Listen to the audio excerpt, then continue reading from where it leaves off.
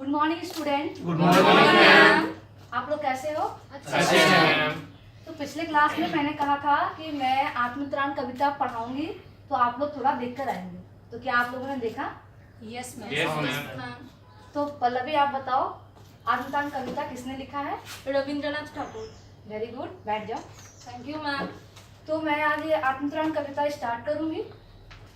तो इसमें कवि कहते हैं, विपदाओं से मुझे बचाओ या मेरी प्रार्थना नहीं, केवल इतना हो करुणा में, कभी ना विपदा में पाऊं भय। मतलब यहाँ कवि कहना चाहते हैं, वो ईश्वर से प्रार्थना करते हुए कहते हैं कि मुझे विपदा से आप बचाओ या मत बचाओ, किंतु आप मुझे इतना शक्ति दे कि मैं कभी अब विपदाओं से भय ना पाऊं। दुख ताप से व्यथित चित्त को ना दो सांत्वना नहीं सही, पर इतना होवे करुणा में, दुख को मैं कर सकूं सदा जय। मतलब रविंद्रनाथ टैगोर जी ईश्वर से प्रार्थना करते हुए कहते हैं कि उन्हें इतनी शक्ति चाहिए कि वो सदैव जो है दुख पर विजय प्राप्त कर सके।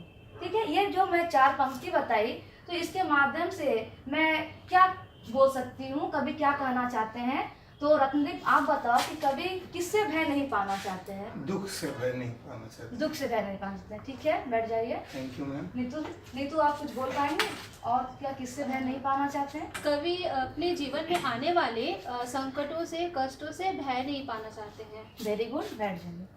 तो यहाँ बोलने का मतलब है कि कवि जो है दुख और संकटों से भय नहीं पाना चाहते हैं।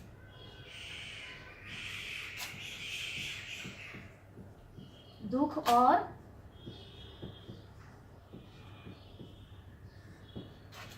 कभी दुख और संकटों से भय नहीं पाना चाहते हैं।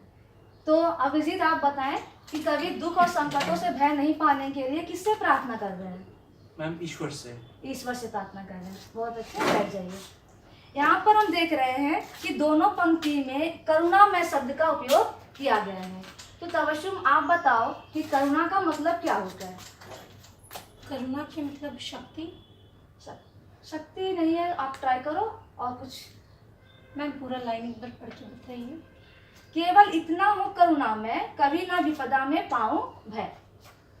मतलब रहम मेहरबानी को। ठीक है, पर एग्जैक्ट नहीं है। आप बैठिए। नीतू आप बता पाओ कि करुणा का मतलब क्या हुआ? करुणा का मतलब यहाँ शायद कवि दया मांग रहे हैं। हाँ, कभी दया मांग रहे हैं। आशीर्वाद मांग रहे हैं। ठीक है, बैठ जाइए। मतलब जो करुणा, करुणा इसका मतलब होता है दया। करुणा में मैं उपसर्ग लगकर बना है करुणा में, मतलब दया से परिपूर्ण। ईश्वर जो होते हैं दया से परिपूर्ण होते हैं, इसलिए कवि ईश्वर को यहाँ पर करुणा में कहते हैं। ठीक है, तो हम देखते हैं कि कवि जो है ईश्वर से प्रार्थना कर रहे हैं। तो क्या कवि ईश्वर से प्रार्थना करते हुए क्या मांगते हैं? श्रेणी आप बता पाओगे? क्या मैम आपने पूछा? कवि ईश्वर से क्या मांग रहे हैं? प्रार्थना करते हुए कवि ईश्वर से क्या मांग रहे हैं? शक्ति। शक्ति मांग रहे हैं। कौन सी शक्ति मांग रहे हैं? खुद को बचाने के लिए। खुद को बचाने के लिए नहीं, आप थोड़ा सोचो। अभिजीत आप बोलना चाहेंगे? बोलिए। कवि यहाँ चाहते हैं कि वो सर ऊंचा करके चल सके, ताकि कोई विपद या संकट में उसका सर झुक ना जाए। वो शक्ति मांग रहे हैं, लेकिन वो इतना दुर्बल नहीं कि ईश्वर उससे सिंपैथाइज करे या उसको दया करे। ठीक है, बैठ जाइए। कवि जो है ईश्वर से, सुनिए, बैठ जाइए।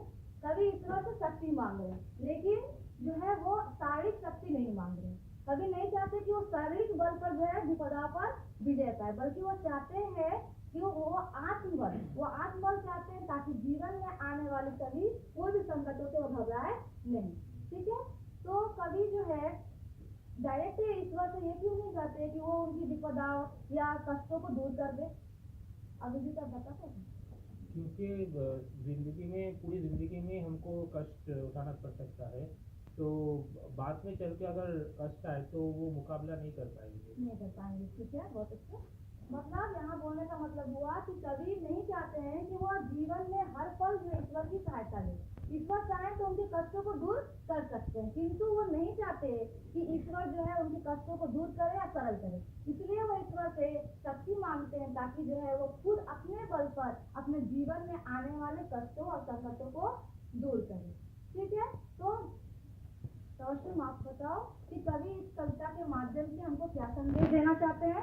कवि इस कविता के माध्यम से ये बताना चाह रहे हैं हमें कि हर मतलब ईश्वर की वो शक्ति मांगती है। हर इंसान की ज़िंदगी में बहुत सारी परेशानी आती है, तो वो परेशानी हल करने के लिए ईश्वर से वो शक्ति मांगते हैं, ताकि सारी ज़िंदगी ईश्वर आकर उनको समस्या को समाधान ना करे, बल्कि उनको इतनी शक्ति दे कि वो खुद हर मुसीबत से लड़ पाए और अपनी मेहनतों को करके वो आगे भी जाए पाए। हाँ, बहुत अच्छे। बैठ जाइए तवज्जो। बोलने का मतलब है कि कवि जो है इस कविता के माध्यम से हमको यह संदेश देना चाहते हैं कि हमें कभी भी किसी भी व्यक्ति से, चाहे वो ईश्वर हो या हमसे कोई बड़ा व्यक्ति हो, उससे हमें कभी ये प्रार्थना नहीं करना चाहिए कि वो मेरे सारे कष्टों को दूर कर दे, बल्कि मुझे उनसे ये कहना चाहिए कि वो मुझे शक्ति दे, वो मुझे सिखाए कि मैं किस प्रकार जो है अपने जीवन में आने वाली कष्टों, संकटों और कठिनाइयों को दूर कर सके। ठीक है, ये कविता का मूल भाव है। रत्नदीप, आप बता पाओगे क्या मूल भाव हुआ?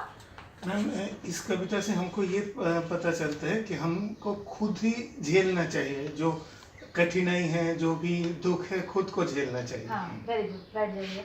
तो इस कविता को पढ़ने के बाद क्या आप लोग कभी ईश्वर से यह प्रार्थना करेंगे कि वो आपके कष्टों को दूर कर दे? नहीं मैडम। ठीक है, बहुत अच्छे। तो अगले दिन आप लोग इस कविता को और देखते रहिएगा, और फिर इसके अलावा मैं आपको एक कविता देती हूँ, कन्यादान।